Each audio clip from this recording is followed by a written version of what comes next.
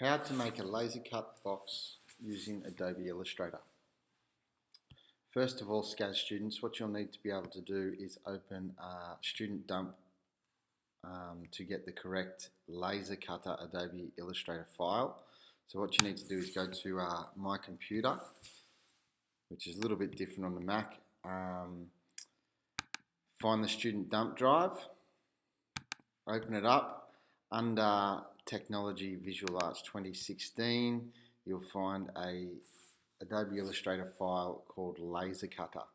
When you save your work later on, Year 8, I'll get you to save yours in the Year 8 file.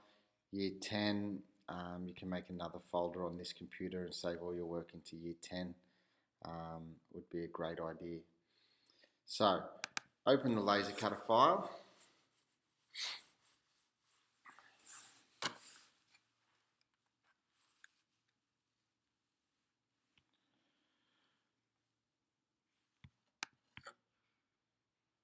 It should come up looking like this. Now, this file is really important because as you can see, the settings and everything are the settings that talk to our laser cutter upstairs, and the template that we're using is exactly the size of the bed of the laser cutter, so you know that you can't make anything bigger than what the template is, otherwise it won't fit on the laser cutter bed. Okay, now the first thing we're going to do in making a laser cut jigsaw box, I'm going to make one for my torch that the Year 8s do. So Year 8, you'll be able to make yours quite a similar size if you've got a standard torch. If you've got a different size torch, you'll need to measure your torch to make sure that your sizes are correct. Using the square tool, I'm going to click on it over here. Just click on your page and it's going to give you a box that's going to come up and ask you the size of the rectangle shape that you would like to make. The rectangle shape that fits the standard size torch is 150 millimeters wide by 60 millimeters high. And clicking OK, I get the box drawn on the screen. For the laser cutter to read this box needs to have no fill, and the outline, don't use CMY colours, make sure you go to your swatches and it'll come up with RGB red. It must be RGB red for the laser cutter to see it and be able to cut that out. Okay, clicking off that, we can see I've got a red box. Now also for the laser cutter to see it, this line needs to be 0.01. But I'm going to change that later so that it's easier for you guys to see on the screen. What I want to do now is draw another box. And the next box I want to draw is going to be 6 millimeters wide. And the reason for that is it needs to be twice the thickness of the material that we're using to cut our box out of. As we're using acrylic or MDF, it is 3 millimeters wide, so twice that is 6 millimeters, and I'm just going to put in 20 millimeters for the time being because I can adjust the height of the boxes later. Clicking OK, I get a small box on my screen. If you need to zoom in or out, Control plus or minus will do that for you. Okay, as you can see, I got two boxes. I want to concentrate on the small box that I have now that is 20 millimeters by 6 millimeters. And what I want to do is duplicate that. To duplicate, you need to click on Control Alt. Hold down Control Alt while clicking and dragging your box. What I want to do now is zoom in nice and close here.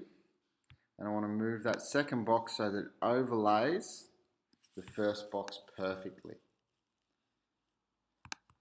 Our next step is to select both boxes together.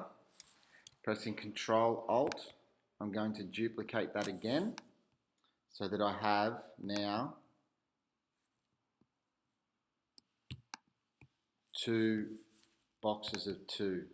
Selecting one of them, I want to join them together so that they overlay beautiful. You see they didn't get to overlay just then, so I'll select them again, Make sure they overlay perfectly. Okay. Selecting all 4 boxes now. I want to copy those boxes 4 times. Fantastic. Control minus. I'll zoom out a little bit so I can see. What I want to do now is select one whole lot of boxes and drag it and put it exactly over the middle of my bigger rectangle. Exactly over. Keeping that box, though, that set of boxes all selected, I can now drag them down so that they are smaller and fit into my rectangle perfectly and all the same. What I want to do now is do that exact same step for the opposite side. So I'm going to drag it over here. Make sure that it intersects. It's got to be perfect on your box. If it's not overlaid perfectly, the laser cutter won't be able to read it, or the Pathfinder tool, when we get to using that, will not work. These boxes here need to rotate. So what I'm going to do is select them all, right click, and go to transform rotate, and we want to rotate them 90 degrees. Okay, now we're going to do the same step. I just made a mistake then. If we make a mistake, Command Z or Control Z will undo it for you. I can flip both of these guys together. Rotate, 90 degrees, enter. Selecting one of them, I'm going to drag them and overlay them over the top of the middle of my bigger box, and then stretch them out so that they reach the whole way across.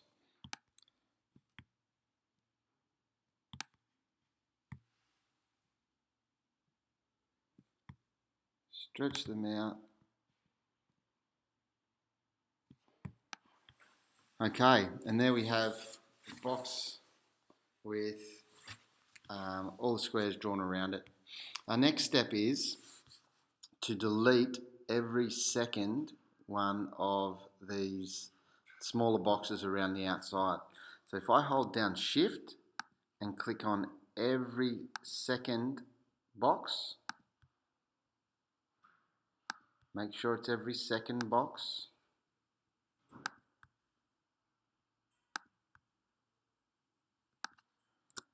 and then press delete, I get a shape that looks like the one you see on your screen now. Very important to do that, because our next step is using a Pathfinder tool. So I'm going to select that whole shape, go to Window, scroll down till you find Pathfinder, and you should have a box like this one appear on your screen. You need to select the first of the shape modes boxes, and what that will do by clicking on it will turn your box into the base of your jigsaw box. Now, that's it, all done.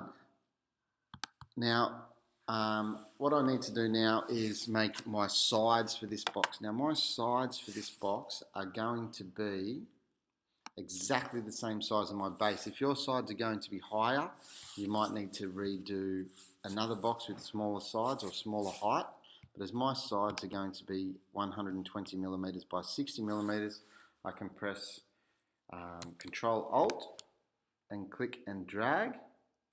And what I like to do is lay it next to the centerpiece of my box so that I get a bit of a net happening. My other side of the box is obviously going to be the same size. So I select box again, Control Alt to make a duplicate, and I lay that exactly on the far end of my box. Now the ends of my box are going to be a little bit difficult or a little bit trickier. So I need to now create another box. If I remember correctly, my height here was 60 millimeters and the height of my side is also 60 millimeters. So I'm going to click on the square tool, make another box. This time it's going to be 60 by 60. Pressing OK, I get a box from the end of my jigsaw box. Move it a little bit closer so it's easily seen. Now, I need to create more squares, little ones to go all the way around it, so I'm going to follow that same process.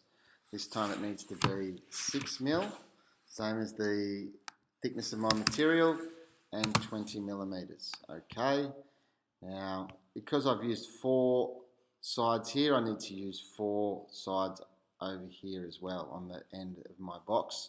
So, holding down, we'll just cancel that, holding down Control Alt, click and drag. Okay, put that back together. Make sure that it overlaps perfectly.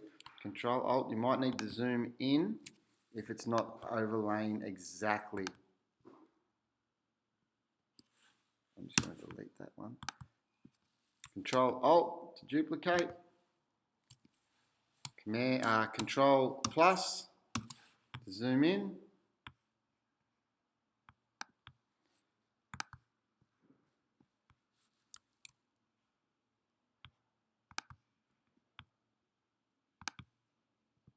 Make sure that overlay exactly. See, that's not overlaying exactly. So, I'm going to select these two again. Make sure that overlay exactly. Control minus to zoom out. Okay. What I'm going to do, Control Alt, duplicate all 4 of them. Lay this one on top of the square, make sure it intersects exactly.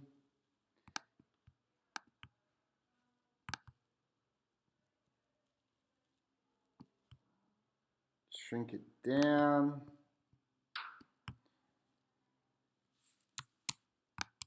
Duplicate.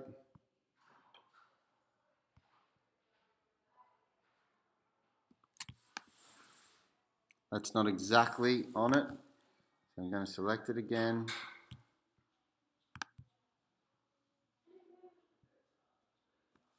Make sure you get those intersecting points. Transform, rotate, 90 degrees.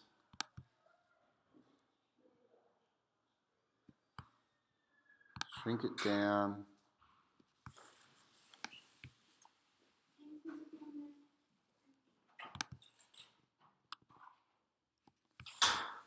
Just following the same steps. Control Alt, make a duplicate, slide it up to the other end.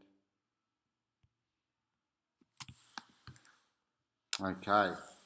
Our next step again is to delete every second one, holding down Shift, clicking on every second path.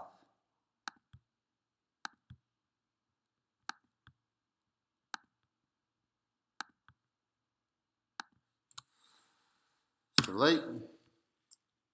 Highlight the whole shape together using the Pathfinder tool, and we've got a jigsaw box now. As you can see, this one here would slide perfectly into that one there, which is exactly what you want to see.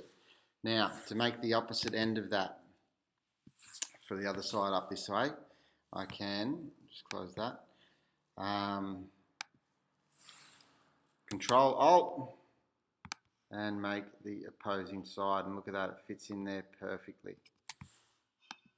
Okay, now there's one thing that I'm missing off my laser cut box, and that is a top. Now my top is going to be exactly the same as my base, which is exactly the same as these ones here, so I can make another duplicate of that one, lay it there on the grid, and there we have it. That is going to cut out perfectly on the laser cutter, except for the problem that I'm in 1 point line, and I need to drop that down to 0.01 for the laser cutter to read it. Enter, And I know you can barely see that at the moment, but that is a perfectly laid out and set laser cut box. I have my base, two sides, two ends, and a top, and it's going to click together beautifully. Now, if you would like to do any etching on your box, you can definitely do that, and just make sure that you're using blue or black as an engraving or an etching. But that's going to cut out lovely.